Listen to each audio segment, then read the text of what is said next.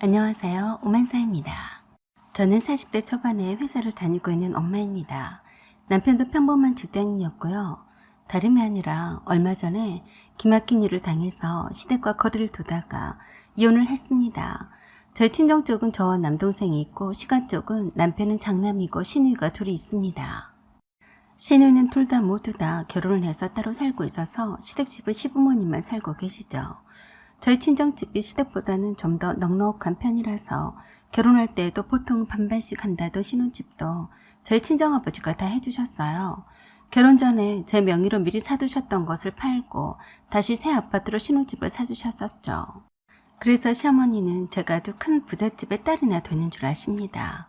사실 제가 부잣집의 딸이라고 생각을 해본 적이 없어요. 그저 남들보다는 못하지 않게 사는 정도이고 다행히도 부모를 잘 만난 탓에 돈 걱정을 해본 적이 없다는 것 뿐이었죠. 저희 친정 부모님이 제가 어렸을 적부터 장사를 해오시면서 밤낮을 가리지 않고 열심히 일해오신 덕을 저와 남동생이 누리고 있을 뿐입니다. 결혼을 해서 보니 시댁은 생각보다 너무 돈에 쪼들리고 살더군요. 시부모님은 두 분이 함께 조그만 철물점 운영하시고 계시는데 아주 돈 쓰는 일이라면 벌벌 떨더라고요. 철물점을 하면 괜찮게 벌지 않나요? 남편 말에 의하면 살면서 한 번도 가족 여행이란 걸 해본 적도 없고 반찬 가짓수도 4개 이상이 된 적도 없었다고 해요. 그리고 항상 냉장고 안은 텅텅 비어 있었고요. 심지어 제가 결혼을 해서 첫 인사를 드리러 간 날에도 반찬을 손에 대지 못하게 해서 그냥 며느리를 아끼느라 그런가 보다 했는데요. 그게 아니더라고요. 시누이가 김치 쪼가리를 김치통에서 빼서 한 접시를 놓았는데 글쎄 시어머니가 단번에 시누이를 쥐어 박듯이 눈치를 주면서 김치를 덜어내라고 하더라고요. 행여나 손이 큰 제가 반찬이라도 많이 담아낼까 봐서 무서워서 그런 거더라고요. 아마도 시누이는 식구도 많으니 김치도 좀 더 넉넉히 접시에 담고 싶어한 눈치였는데 딱 먹을 만큼만 넣을 것이지 많이 덜어놨다고 그 와중에 태격태격 하는 걸 보고 참 희한한 광경이었죠. 김치가 뭐라고, 한국 사람이면 맨날 먹는 김치를 좀 넉넉히 상에 올려놓으면 어쩐다고 딸내미랑 더 올리자 말자 실랑이를 하다니 참 놀라웠습니다. 그리고 냉장고에는 아무것도 없더라고요. 세상에, 새며느리가 신혼여행을 마치고 첫 인사 온 날에 장도 보지 않았을까 싶더라고요. 냉장고에 음료라고는 딱 보리차만 가득 있었고 주스 한 병도 없었고 그 흔하디 흔한 냉동실에 아이스크림 한 개도 없이 텅텅 비어 있더라고요. 그런데 더욱 놀라운 것은 장을 봤다고 하더라고요. 장을 보면 5만 원 이상은 절대 안 본답니다. 마트에 가서 장을 보면 기본이 10만 원이 아니던가요? 딸랑 5만 원으로 무슨 장을 본다는 건지 이해가 안 갔고요. 얼마나 야채칸에 있던 팽이버섯이 오래되어서 상한 것 같으니 버려야 하는데 그걸 그대로 가져다가 찌개 국물에 넣는 것을 보고서 기절을 초풍하는 줄 알았지만 아무 말 못했네요. 그 행동이 너무 자연스러웠거든요. 늘상 그러고 살았다는 건데 이제 막 시집온 며느리가 뭐라고 하겠습니까? 그래서 저는 죄송한 일이었지만 시어머니가 그때 끓여주신 고기도 몇 점이 없는 멀건 찌개를 조금 덜어내고 조금만 가져다가 건더기만 예의상 억지로 먹었습니다. 그런 후로는 제가 시댁에 갈 일이 있으면 주로 밖에 나가서 제가 밥을 사드리는 게 일상이 되어버렸어요. 남편 말에 의하면 시부모님이 은행에다가 돈을 수억씩 쌓아놓을 줄만 알았지 전혀 쓸 줄은 모른다고 했습니다. 오래전부터 전략하고 검수하는 습관이 몸에 배어 있던 터라서 아무렇지도 않은 그런 일상이겠지만 저는 그런 게 다 희한하게 보이더라고요. 그런 시댁이라도 멀리 떨어져 살고 있어서 자주 왕래할 일이 없었으니 그나마 다행한 일이었죠. 그러던 중 주말에 친정 엄마한테서 전화가 왔습니다. 네 아빠 말이다. 네 아빠 딱 말이다.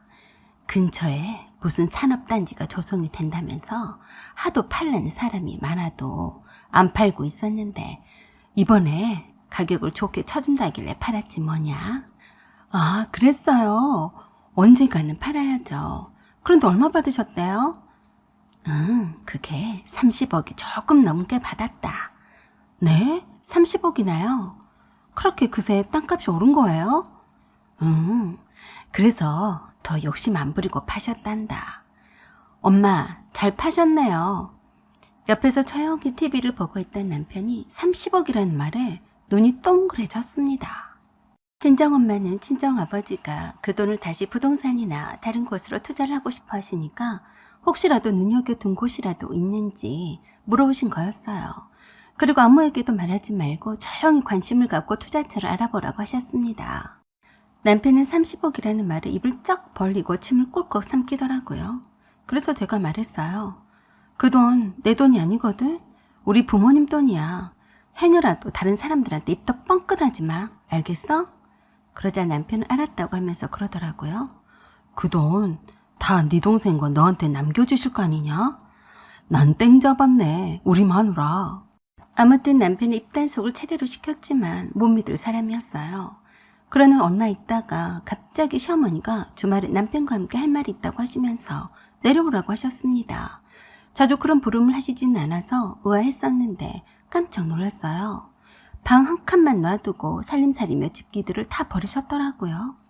그렇게도 검사하기 짝이 없던 시부모님들이 물건들이 다 오래되어서 구질구질하다며 자식 새끼도 다 잘 키워놓고 남부럽지가 않은데 집이 거지 집구석 마냥 늘어져 있는 꼴은 더 이상 못 보겠다고 하시면서 다 버리셨다고 했습니다. 그리고 복, 싱크대 등 가구들을 다 깨부셔 놨더라고요. 개원들 중 한 사람이 자식이 리모델링을 해주어서 멋지게 했다라며 리모델링을 하겠다고 하시더라고요. 그리고 남편이 아닌 저에게 리모델링비를 대달라고 요구하셨습니다. 그래서 제가 펄쩍 뛰었었죠. 네? 리모델링비요? 어머니, 이게 말이 리모델링이지 재건축이나 마찬가지잖아요. 제가 돈이 어딨어요? 롤아빠도 그만한 돈은 없어요. 라고 했더니 그러시는데 놀랄 노자더라고요. 없기는 뭐가 없냐? 롤아빠 말을 들어보니까 사돈네 집은 엄청 크고 좋다고 하던데 나도 그런 집은 아니어도 깨끗하게는 살아야 하지 않겠니? 그래서 제가 그랬습니다. 네, 저도 어머님과 아버님 깨끗하게 사시는 것은 대찬성인데요. 왜 저에게 돈을 달라고 하세요? 은행에 수억씩 돈을 모아두셨다면서요. 그랬더니 감히 어디 엉강생심 시부모의 돈을 넘보냐면서 킥업을 하면서 소리를 지르시는데 정상이 아닌 것처럼 보였습니다. 그래, 은행에 돈이 수억이나 있긴 있다. 하지만 꿈도 꾸지 마라. 그 돈은 노자금으로 모아둔 돈이다.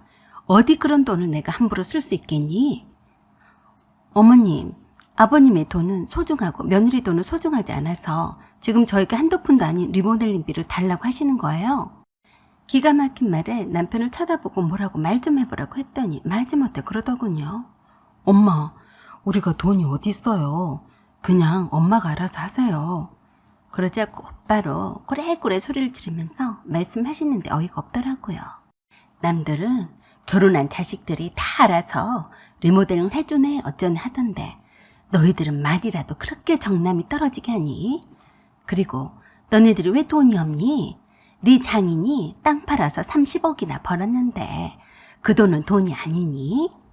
그 말에는 저는 정말 기가 막혔습니다. 제가 남편을 째려봤어요. 그랬더니 남편이 난처한 듯이 시어머니께 그러더라고요. 엄마, 왜 그래요? 지금 여기서 그 말이 왜 나와? 장인 돈이지 내 돈은 아니잖아요. 그랬더니 더욱 큰 소리로 말했습니다. 시부모는 사람이 아니다 넌? 누구는 돈이 넘쳐나서 주차를 못하는데 나는 거지 같은 집에서 평생을 살아야 하겠니? 그래서 제가 시부모님께 말씀을 정확히 드렸습니다. 어머니, 아버님과 어머님 돈은 쓰기 아깝고 사돈돈은 이렇게 해서라도 뺏어 쓰고 싶으신 거죠? 제 부모님이 30억 받고 땅을 팔았다는 말을 크세 들으시고 그 말에 환장하셔서 그런 것 같으신데 엄연히 남의 돈이니 탐내지 마시죠? 그렇게 말하고는 바로 티도 안 돌아보고 나와버렸습니다. 하도 궁색하게 쫀쫀하게 돈을 안 쓰려고 하길래 그때마다 제가 돈을 좀 쓰고 살았더니 아예 호구로 알더라고요. 그래서 일절 사절하기로 작정했습니다. 시부모님께 매달 드리던 용돈도 끊었습니다. 아쉬우면 남편이 알아서 뒷돈이 생기면 드리라고 했어요. 다 같은 부모님인데 친정 부모님께는 용돈도 드리지 않으면서 시부모님께만 드릴 수 없다고 못 박았어요. 세상에 어쩜 말짱하던 집을 일부러 깨부셔놓고 그렇게 아끼던 살림살이도 다 버리고 아예 다 새 걸로 저보고 사달란 소리가 아니고 뭐겠어요.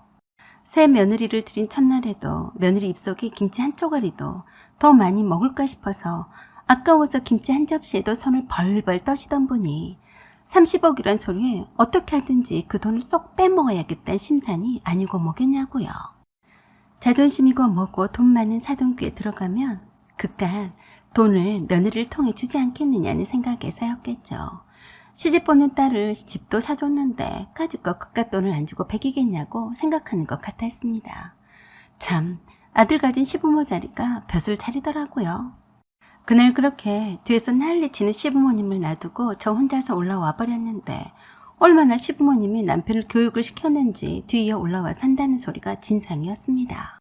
내가 우리 엄마 아빠한테 30억을 말을 한 거는 그냥 어차피 다른 데 가서 말하실 분들이 아니라서 말했던 거야. 그냥 좋은 일이니까. 그리고 우리 엄마 아빠가 평생을 돈만 아끼고 사느라 남들 사는 것처럼 못 해보고 사셨잖아. 로라가 그랬대. 외할머니 집은 냉장고도 크고 먹을 게 많고 집도 깨끗하고 좋다고 자랑했대. 그러니까 어쩌라고. 왜 우리 부모님 돈을 넘보시냔 말이지. 더 이상 할 말 없으니 이젠 그 얘긴 꺼내지 마라. 남편은 그런데도 자꾸 기분 좋게 돈 좀 해드리자고 했습니다. 죽었다 깨도 절대로 은행에 저축해 놓은 돈을 쓰실 분들이 아니라면서 다 자식 덕을 보시려고 일부러 그러신 거니까 기분 좋게 돈 좀 드리자고 하더라고요. 그래서 제가 그랬습니다. 너 나한테 돈 맡겨놨니? 나한테 돈이 어디 있어서 돈을 드리자고 하는 거니? 그리고 너는 우리 친정 부모님한테 뭐 얼마나 해드렸어? 그랬더니 신경질을 부리면서 그러더라고요. 내가 매달 월급을 통째 네가 가져갔잖아. 전 모아둔 돈 있을 거 아니야. 그래서 제가 계산기를 앞에다 두고 남편 월급을 지금까지 얼마를 벌어왔는지 보여주었어요. 눈이 안 삐었으면 잘 봐봐. 네 월급에서 생활비 제하고 이것저것 제했어. 마이너스다. 남들은 집장만을 한다고 월급의 70%까지 저축을 한다고 난리던데 너는 네 월급에서 집 사는데 들어간 돈을 하나도 안 들으면서도 마이너스야. 어머님과 아버님께 매달 용돈을 드리고 갈 때마다 식사비를 우리가 다 계산하고 집안 경조사비도 우리가 다 내고 들어간 돈을 좀 봐라. 네가 번 돈으로는 감당이 안 되니까 내가 번 돈으로 사는 것을 모르겠니? 네가 지금 내 돈을 너네 부모님께 드리자고 하는 것 아니니? 그랬더니 한 말도 못하고 있으면서도 뭔지 모르지만 자존심만 상해하는 눈치였는데 또 그러더라고요. 너랑 나랑 부부 사이인데 네 돈 내 돈이 어디 있어? 너 내가 결혼 전에 한 말을 벌써 잊었어? 분명히 돈 관리는 내가 다 알아서 할 것이고 내 돈에 대해서도 터치하지 않기로 했잖아. 그렇게 남편 한바탕 다투고 나서 기분도 별로 좋지도 않은데 그새 또 시어머니와 남편과 시누이가 전화로 통화를 했는지 어쩐지 한참을 방 안에서 안 나오더라고요. 남편이 화장실에 휴대폰을 두고 들어갔길래 남편이 휴대폰을 열어서 봤습니다. 오빠, 웬만하면 엄마한테 돈 드려. 올케 언니가 돈도 많은데 다 어디다 쓰려고 그래? 그러지 말고 내가 언니한테 돈을 빌려달라고 할까? 나중에 엄마가 대신 빌려달라고 했다면 되지 않을까? 뭐 어쩌겠어. 시어머니가 빌린 돈이라는데 엄마가 그냥 못 준다고 하면 그만이지. 그래서 그 카톡 내용을 사진을 찍어서 보관해두었고 저는 마음의 결정을 내렸습니다. 이렇게 살다간 평생을 시댁에 호구짓만 하다가 좋은 소리도 못 듣고 살겠구나 싶었어요. 그래서 그 다음날 회사에 연차를 내고 딸을 데리고 친정 부모님을 찾아뵈었습니다. 시댁에서 있었던 일을 다 말씀을 드리고 남편과 결혼을 할 때 왜 그토록 반대를 했었는지도 깨달았다고 더 말씀을 드렸어요. 친정 부모님은 지금이라도 늦지 않았다고 하시면서 잘 생각했다고 하시더군요. 그리고 그날 점심때쯤에 어김없이 시누이가 전화를 해왔습니다. 언니, 회사에서 일하는데 미안해요. 내가 급해서요. 미안하지만 꼭 들어주세요. 제가 지금 급한 대로 몇 천이 필요한데요. 언니 지금 당장에 빌려주실 수 있어요? 아니요. 돈이 없는데요. 은행에 수억씩 넣어뒀다던 어머니 아버님께 빌리시죠. 그랬더니 프로로 성질을 내면서 화를 냈어요. 왜 다들 시집 식구들은 시부모님이 넣어뒀다던 수억 원의 은행돈 말만 꺼내면 저렇게 예민한지 어이가 없더라고요. 그 돈이 그렇게 시집 식구들의 정신적인 지주였나 싶었습니다. 언니도 참 이상하더라. 왜 우리 엄마 아빠 돈에 신경을 써요? 그 돈이 없으면 우리 엄마 아빠가 어떻게 살아요? 아가씨도 나한테 돈 맡겨놨어요? 암튼 빌려줄 돈이 없어요. 언니, 그러지 말고요. 제가 지금 언니한테 찾아가서 말할게요.